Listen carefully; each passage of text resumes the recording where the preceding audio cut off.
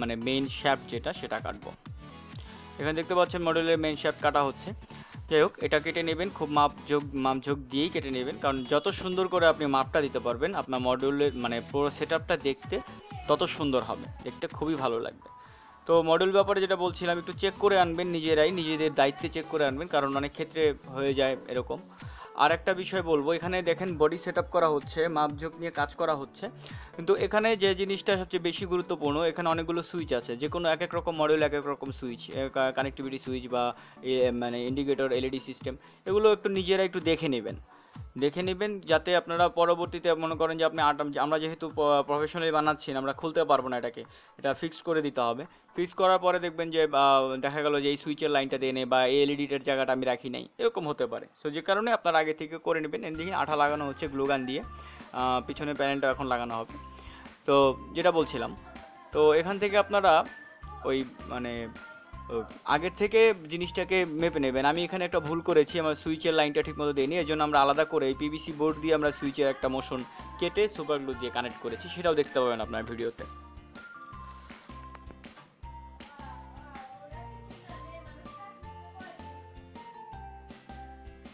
আমাদের মডিউলের একটা সাইড প্রায় কমপ্লিট, আঠা লাগানো হয়ে গেছে ভেতরের সাইডটা। এবার আসুন আমরা দেখব ব্যাটারি কানেকশনটা। এবং দেখুন, ব্যাটারি কানেকশনের আগে এখানে যেটা করতে হবে, তার একটু মোটা তারই নেবেন, কারণ অ্যাম্পিয়ারটা তারেও একটা ফ্যাক্ট, অ্যাম্পিয়ার যখন যাবে সেটা তারও একটা ফ্যাক্ট। অ্যাম্পিয়ার মডিউলে না পেলে আপনি আউটপুটও ঠিক মতো অ্যাম্পিয়ারটা পাবেন না। এইসব মডিউলে 1 অ্যাম্পিয়ার থাকে আর একটা সাইডে 2 অ্যাম্পিয়ার আউটপুট থাকে, কিন্তু সব বেশি মানে ব্যাপার হচ্ছে এখানে লেখাটাই থাকে এরকম, আসলে এতটুকু থাকে না, মানে খুব বড় জোর 1 অ্যাম্পিয়ারের উপরে এগুলো থেকে আউটপুট হয় না। তো মডিউলে লেখা আছে ভোল্ট কত, মানে কোথায় আপনি ব্যাটারি দিবেন। আর সবচেয়ে গুরুত্বপূর্ণ বিষয় যেটা, এইসব মডিউলে আপনি 3.7-এর উপরে না দেওয়াই ভালো।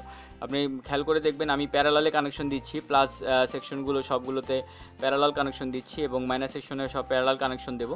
সো প্যারালালে কানেক্ট করবেন, কারণ এক একটা ব্যাটারি 3.7 ভোল্ট, কখনও কেউ ডাবল ভোল্টেজ ইস্যু করে সিরিজে লাইন দেবেন না, সিরিজে লাইন দিলে মডিউলটা নষ্ট হয়ে যাওয়ার সম্ভাবনা আছে। আর এখান থেকে মডিউল থেকে আপনি বুস্টিং পাবেন। দেখুন আমি ব্যাটারিগুলো কানেক্ট করা হয়ে গেছে এবং সেখান থেকে আউটপুটও দেখতে পাচ্ছেন।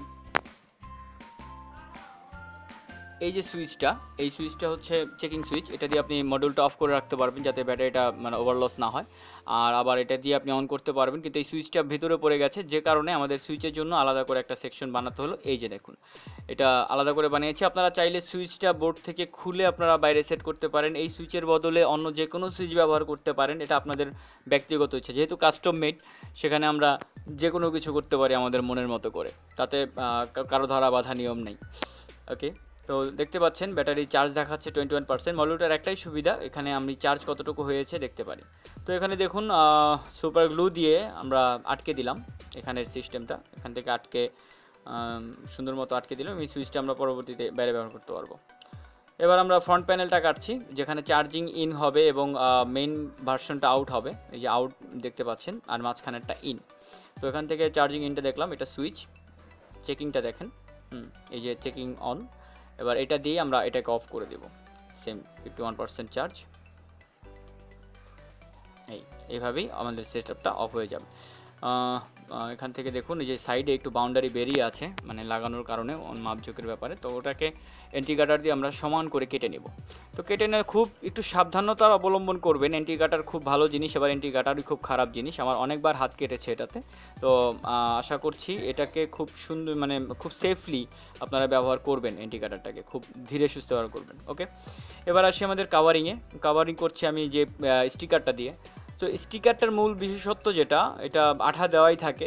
এটা পাওয়া যায় হচ্ছে মহাখালীতে, আপনারা যাবেন মহাখালী চেয়ারম্যান বাড়ির নিচে বা আমতলির সাথে কিছু মানে দোকান আছে, সেখানে পাবেন। আবার এদিকে আমাদের মোহাম্মদপুরের এই এরিয়াতেও আপনার টাউন হলে গেলে আপনার এই বোর্ডের এই স্টিকার পেপারগুলো পেয়ে যাবেন। দাম পড়বে আপনার স্কোয়ার ফিট হিসাবে, আমি বেসিক্যালি এইটা কিনি 12 টাকা করে। এটা স্কোয়ার ফিট হিসেবে 12 টাকা স্কোয়ার ফিট পড়ে। আপনি যদি অনেক বেশি নেন তো সেই ক্ষেত্রে মনে করেন যে আপনি বা 10 টাকাতেও আপনি এই কালোটা পেতে পারেন, গ্লাস স্টিকার যেটা। আর উডেন যেগুলো আছে সেগুলো 16 টাকা, 18 টাকা, 20 টাকা, 25 টাকা, এমনকি 45-60 টাকার মধ্যেও আপনাদের আরও বিভিন্ন ধরনের ডিজাইন, বিভিন্ন ধরনের কোয়ালিটির জিনিস পেতে পারেন প্লাস্টিকগুলো। এবার আমরা এই যে মডিউল ছিল, মডিউলের র্যাপিংয়ের পরে আমরা কেটে নিব। তারপরে ফ্রন্ট প্যানেলটাও কেটে নিতে হবে, ফ্রন্ট প্যানেলেও আমাদের কাটা নেই, সেটাও কেটে নেব। এবার চেকিং, আমাদের আউটে চার্জ হচ্ছে, লেখা আছে ওখানে, নিচেটা ছিল 1, উপরেটা হচ্ছে 2.1.0। যাই হোক, দেখলেন পাওয়ার ব্যাংক। তো আশা করছি সকলেই বানাবেন এবং ইলেকট্রনিক্সের সাথেই থাকবেন।